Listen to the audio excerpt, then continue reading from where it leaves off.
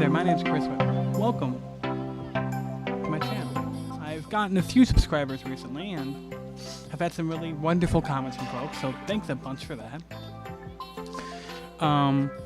Today I'm going to talk about a few things about some products I recently got that I'm going to be doing reviews on, which is really neat. I'm going to be doing some just general camera talk about stuff that I've recently learned. And that's kind of what we're going to be doing here today on today's episode of Camera Zone. I'm your host, Chris Whitmer, cinematographer, DP, whatever the hell else you want to call me. I do this for a living.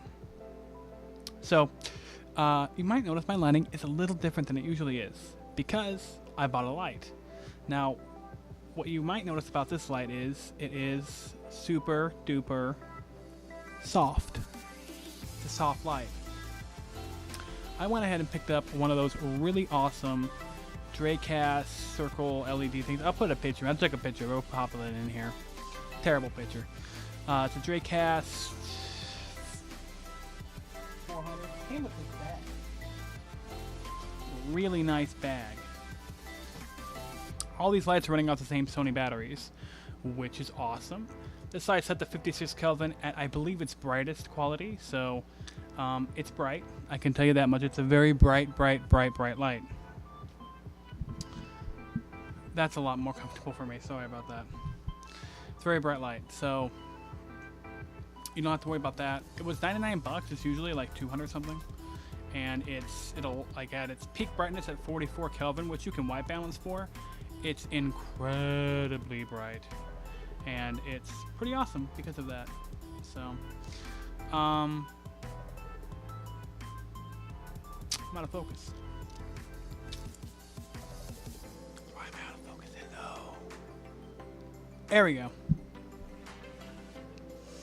So I went outside, took it outside, pointed it down the yard at full brightness at 44 Kelvin, and it just lit up the whole yard. You can light whole scenes with this. It's nice at a lower setting, at like 20 or 30%, kind of close to your subject. That way you can just be like, boom, boom. So actually I only have two lights on me. I have a third light down here. Hello. Just giving some kick to the room. But I just have that, and then I have a light behind me, giving me my hair and back. And it's really great, because it looks like a really nicely lit setup, but it's only two lights. So I recommend this light, obviously. We'll do a full in-depth video here pretty soon. It has problems. It definitely has some problems. I'm looking at a screen right here, by the way. I'm sorry. I should be looking at you, the viewer. But see that? I just keep looking there. Anyway, it has some issues, but it's definitely worth the money if you can get it at the price that I got it. So there's that.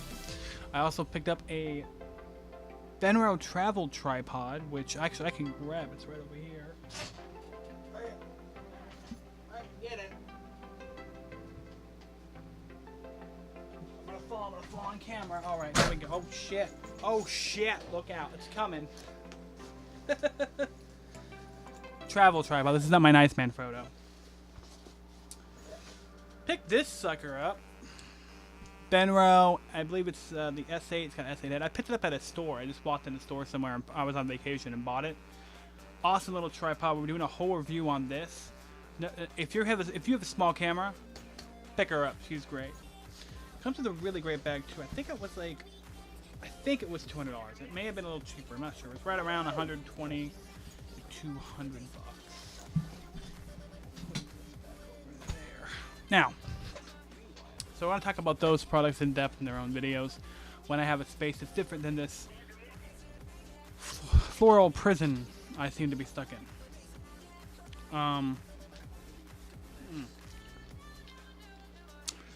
So those aren't the focus of today's podcast, but they are definitely part of it. So what I wanted to talk about today is a couple things. Let me adjust this. That's as high as it goes. The first thing I wanted to talk about today is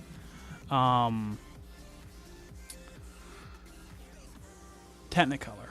Now, Technicolor was a film dye process that gave black and white film color, and it was arguably the best. And because all of the early 20th century major films that you love and know use Technicolor, that's how we assume the era looked, which meant that the film stock, the camera, and the dye process determined what the look of the era was, because that's what everybody used. Now, there's a good thing to that, there's also a bad thing to that, and that is that everything looked the same. It fell into a very similar look. Why does that matter today? Well, it matters today for a couple reasons. Because every once in a while I run into some people who are... Now, I use mirrorless cameras, I use hybrid cameras like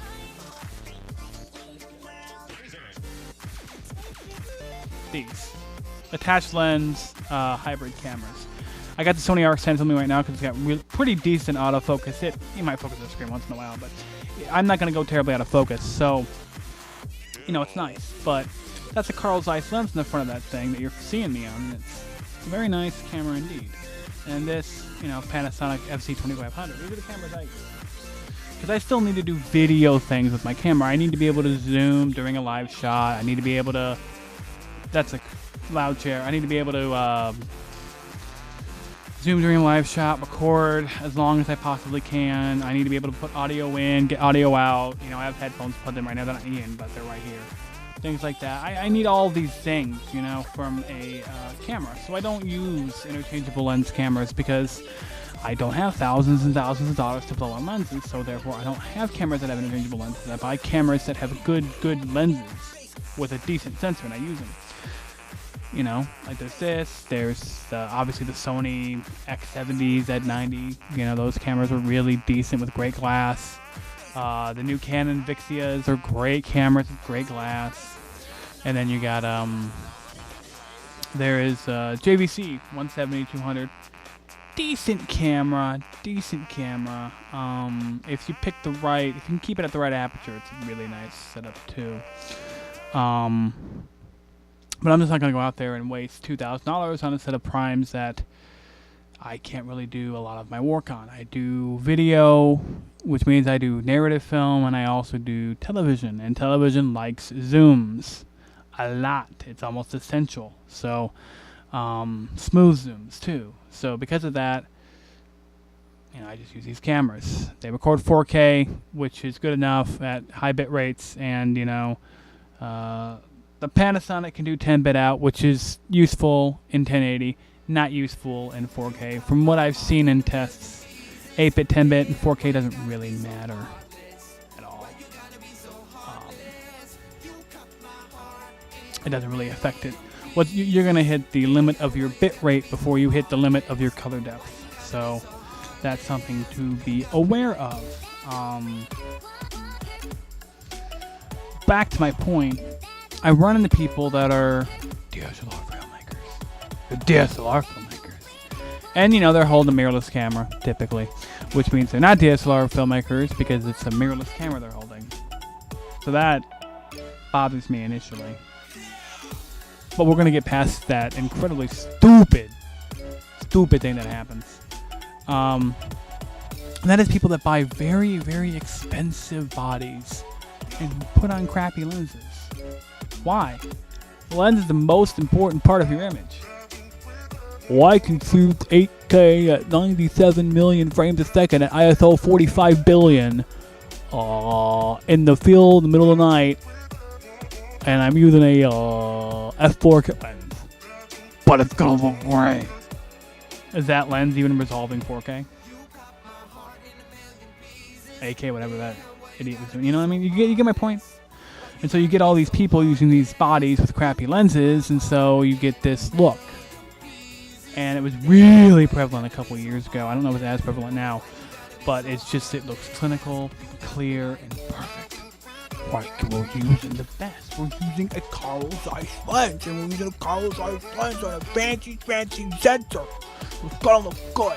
And the depth of field is really thin, and everything's really sharp, and it's really clean. 4K. And it's just like... everything looks the same. Go on Netflix. How many things look the same? Only good camera people understand that it doesn't matter what camera you're using. What matters is the look you want to get. Now, you want to shoot 4K, you want to have decent glass in front of your sensor. You know, it doesn't matter whether it's Micro Four Thirds, full frame, or 1 inch. They're all going to give you the same kind of results. They are. I mean, they just are.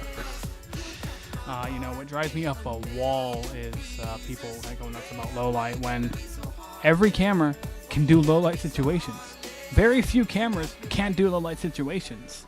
Unless you are in a field in the middle of nowhere with no lights, you don't need an A7S II. Period. End of conversation. You know, I'd say the GH4 wasn't that great, but GH5 is a lot better. So, you know. And it's just like, you know, the lighting, the composition, the tone, all of that is incredibly important in a film, and it needs to be tailored to each individual project. You know, is this an event that I don't really care? I'm just gonna pop it in. You know, I think I'm in Cine right now. I'm gonna go pop it in. You know, PP2, nice, punchy, easy to go, no color correction required. Dump it off. You know, is this a serious narrative shot? Well, a narrative scene. Oh, well, then we'll go ahead and put it in, not log. We're going to go ahead and put it in Cine D or on the Panasonic or Cine on the Sony. And then we tweak the settings so we can get beautiful skin tones here because we want those. But yet, we can adjust that grade of post, you know? Do we want depth of field? Well, I can zoom in a little bit and get some really good depth of field. Do we not want depth of field? Well, then I can just walk up closer and, you know, maybe, you know, we can adjust that. You know, I can iris down on my smaller sensor camera. We don't have depth of field. Now we have this beautiful, perfect landscape shot. You know, do we want a time lapse? Okay, well, do we want things in focus in the time lapse, or do we just want one little tiny part of the time lapse in focus? You get what I'm saying? You run into a lot of problems when you try and use, you know, big sensor cameras with weird lenses to do video, you know, and all that video looks the same. So next time you're out there and you're watching something and it just looks good but boring, it's probably shot on a Super 35 sensor at the Carl Zeiss lens and 422 10-bit 4K UHD, and then we went ahead and shot it in S-Log, and then we put it on our computer and we went ahead and put it from log to Rec 709, and then we went, you know what I mean?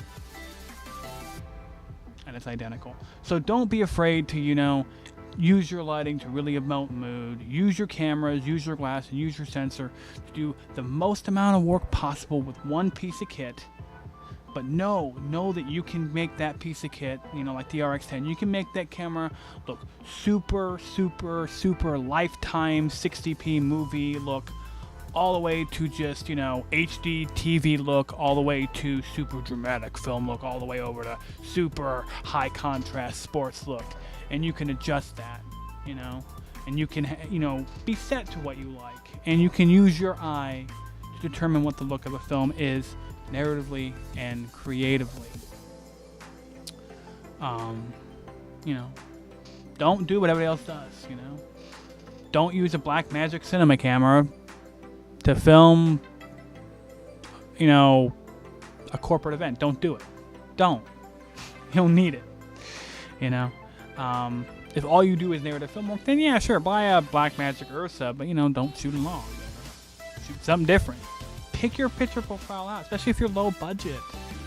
Log is for very specific circumstances and very specific times with a very specific budget and schedule. You know, you don't shoot log to shoot log, you know. I know people out there that shoot log on a, you know, fancy dancy camera, and they're sitting there trying to color grade footage when they got to get it out on TV in, you know, less than an hour, and it's just like, what are you doing? You don't need a color corrector. It's fine. It's done. You got it in camera. Move on with life. So, you know, adjust your cameras and your settings and your approach to every individual project. Don't do the same thing every time. Don't do what everybody else does, because if you do that, everything's going to look the same. Every individual project needs to look a separate way for the story that needs to be told. Period. Remember that. Remember that very, very importantly. Yes, glass is important. Do not buy a camera that doesn't come with a built-on lens unless you have $1,000 to $2,000 to spend on good glass. I wholeheartedly mean that. So, that's a really important thing. Now as we move into the second part of the podcast here, because I only got about 15 minutes left on the camera before it quits recording, is, because it's a Sony RS10.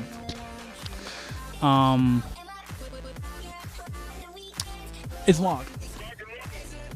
Now I learned rather recently with the advent of HDR video that log is simply HDR video that looks flat because it's on an SDR monitor. You plug log into a HDR monitor and everybody's gonna shit their pants. They're gonna lose their fucking mind. You know why? I'll tell you why. Because it will look normal. It won't be flat. Oh my god. It's not flat. What do we do? You know, it's just HDR video. That's what you're shooting. And you're taking that image and you're crushing it down to SDR, which defeats the purpose of shooting in that anyway. So log isn't really, it's not a format that's meant, it's not like a replacement for RAW, which is all the data the computer can manipulate exactly per pixel what you need. You're still just taking a regular old image and cramming all the information out of it. So if you shoot something in log to protect the highlights and you grade the fuck out of it and then you put it online, why'd you shoot it in log? I'm not talking about like shooting on log on a narrative film set to add a grade. I'm talking about people who just shoot log all the time and just balance it normally and then pump it out. Why? So, you know, if you, most cameras, we're at the limit of what silicone sensors can do. You're not going to get a 10K camera around the corner. You're not going to get any better low light performance than what's out of the A7S, especially in 4K. That's why Sony's new Venice camera is a full frame camera. There isn't much more we can get out of these cameras. And when you're shooting, you know, log, which is HDR video, for SDR output, it just makes no sense. You know, if you just want to grade footage, then just shoot 10-bit video, but shoot in Cinelight. Just shoot a flatter, regular image and expose it properly. And then you can take that high bitrate image and, you know, high depth image and go and color grade the Cinelight, you know. And you have a base, and you kind of know what it's going to look like, and you can have it start there and, you know, push it around, you know. You don't need to shoot in. You know, once I realized this, people who, I mean, for years have been sitting there thinking log was made so we could color grade it. They're wrong. That's not why log was made. Log was made for HDR video. Log was made for HDR monitors. Right? Log is the only way you can shoot HDR and get the information in SDR, which is standard dynamic range versus high dynamic range. So at the end of the day, what's the point? You're never going to shoot for HDR. You're just not. No matter how much Panasonic tries to cram it down your throat, it's not going to happen. Same thing with 360 video. Until you can do something more than just plop a 360 camera on a tripod and leave it there, it's not that much fun to wear a headset and be like, whoa, I'm here. Well, that was cool. Let's go do something else. You know what I mean? It's not, there's no point to it. So, it's just something to open up your mind there. That log is simply HDR video that looks normal on an HDR monitor. And it's giving you some extra dynamic range so you can crush the image. I recommend shooting in a Cinelight profile, a flatter profile that you know you can color grade really well, and just grade your image like that. And just make sure your exposure and white balance is correct. It's really not hard. You can even get it kind of pretty far off, and you can probably still fix it if you're shooting 10-bit. So, or 8-bit. As long as you're shooting 4K, you can do whatever the hell you really need to do to the image, to be completely honest with you. So, that's some wise information for you folks. You know, log is overrated and for very specific circumstances. to which you know, okay, well, I need log here to do this. If the answer is I need log right now to do this one specific thing, you do not need to be using it. So, as we wrap into the final minutes of the podcast here, let's segue into something else very interesting, at least I think. And that is kind of what I was talking about earlier. The limit of silicon sensors. So, we went from CCD sensors, which I'm not 100% sure they were all silicon, but we went from that, and then we went to CMOS, which meant that you could do a lot more with a sensor. You could really advance it quicker. CCDs have actually caught up to CMOS sensors with low light and everything. It's amazing. You can have a CCD. There are cameras out there that are CCD that have amazing low light capability, that are super big, and that don't have any rolling shutter. You can also get a CMOS sensor and scan it super fast, and you don't have any rolling shutter that way either. There's two ways to solve that problem. But I digress. How many more stops of light can you get out of a Super 35 sensor? And no matter how much people want to try and push it, you know, you give people full-frame cameras like the Sony Venice, they're just going to crop into Super 35. So yeah, you're going to get that extra performance, but, you know, what are you really getting out of it? We're not going to get 10K around the corner. 8K is possible on full-frame cameras, but is it possible on a Super 35 camera while still giving you latitude and color control and things like that without baking the image in and not being able to do anything to it? You know, can that happen? Is that possible? Is it? Maybe. What are you sacrificing when you do that? How many more megapixels do you need for photography? After 40 megapixels, you know, yeah, there's medium format, but do we need medium format? How many people use medium format for photography? Think about that. We're at the sensor sizes that we like. We are at the limits of what our sensors can do. Now, what does this mean for you, the videographer? Well, what does this mean for me, Chris? It means that you need to save your money, and you need to do research, and you need to buy a really good camera, like a Sony X70 with a 4K upgrade, or a Z90 from Sony, or a Panasonic DVX200, or a GH5, or an RX10, or a Pani 2500, or even a JVC 170, maybe even an LS300. You know, you take your time, you do the research. You get a camera that can do 4K, as you know, at the frame rate you want, that gives you the low light performance you want, with a lens attached that can give you what you want, or make sure that you have money for those good lenses. Now, once you buy this camera that can do 4K and gives you latitude and has 10-bit or maybe 8-bit, like I said, doesn't really matter in 4K. At this point, what do you do? What do you upgrade to? What do you upgrade to? Now that GH5 and G9 have full-size HDMI ports, I see a lot of other cameras popping in. I'm going to leave that screensaver on. Popping into, you know, HDMI ports. And once all the cameras have HDMI ports, you don't need to buy another camera anymore, do you, Timmy? The camera races are going to slow down. And you're going to see improvements in autofocus, and SDI, and 4K as one port, and all these little incremental movements. But you're not going to get an 8K camera that could shoot 60p and 120p at super low light resolutions at Super 35, and it's going to be amazing and awesome amazing. It's not going to happen. Not going to happen. And here in the States, 4K is still not really even a standard. I don't think it ever will be. So I think we're at a plateau, and we will be at this plateau for probably a good 10 years. So if you buy a good camera right now, you won't have to buy one for a very long time. And as the hobbyists slowly leave the industry because people aren't going to pay hobbyists, they want it to look good, it's not going to be the cameras anymore. It's only going to be the people behind the camera. get good at your craft, because that's all we're going to have soon. You won't have fancy cameras anymore to prop up your skills. You're only going to have good skill. That's the only thing that's going to get you ahead in the industry now. Save up your money, buy something smart, because they won't be releasing something fancy for quite a long time. I'm Chris Whitmer. You've been listening to Camera Zone. I hope you liked my rambling about cameras. I sure have.